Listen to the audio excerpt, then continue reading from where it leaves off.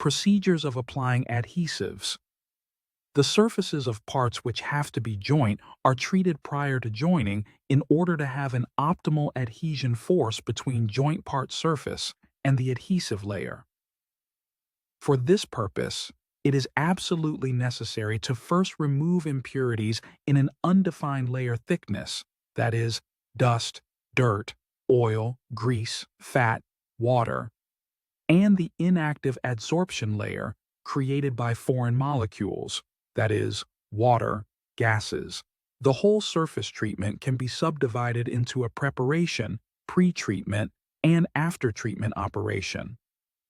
In general, an active surface for adhesives can be created by cleaning and increasing the surface area, creation of lattice defects on the surface, and changing the chemical structure of the surface.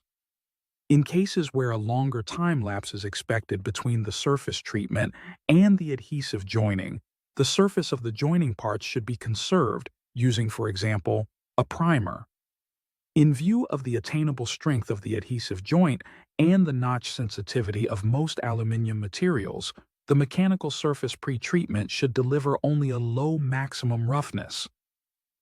The possible application processes, depending on the consistency, solid or fluid, of the adhesive and on the application method used, manual or mechanized, is listed in this figure.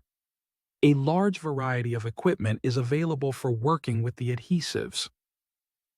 The working principle of a two-component dosing and application machine is illustrated in the figure.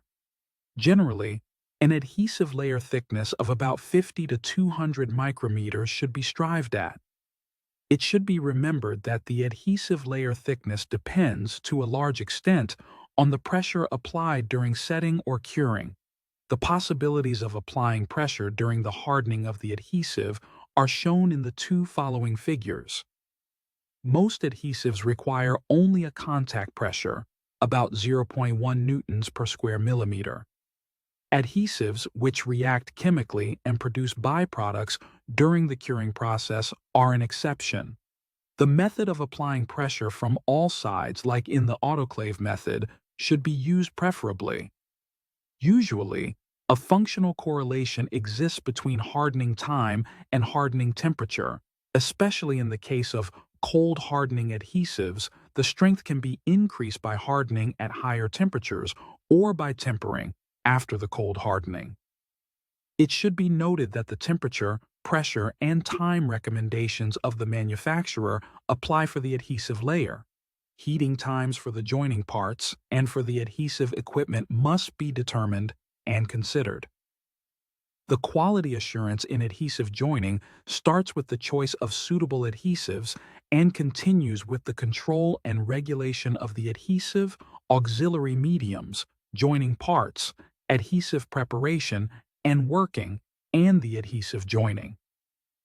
The biggest problem is that a completely non-destructive method for testing adhesive joints does not exist.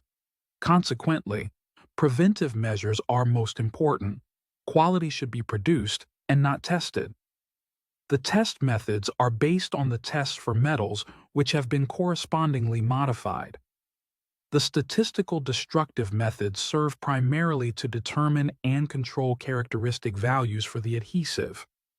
A disadvantage of all non-destructive tests is that these allow the measurement of pores, non-uniform adhesive layer thickness, and absolute joining defects, but not, however, the quality of adhesion of the adhesive and joining part surfaces.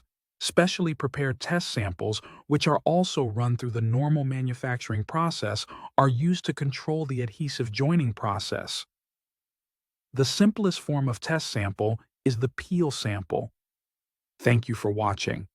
Remember to like, comment, and subscribe.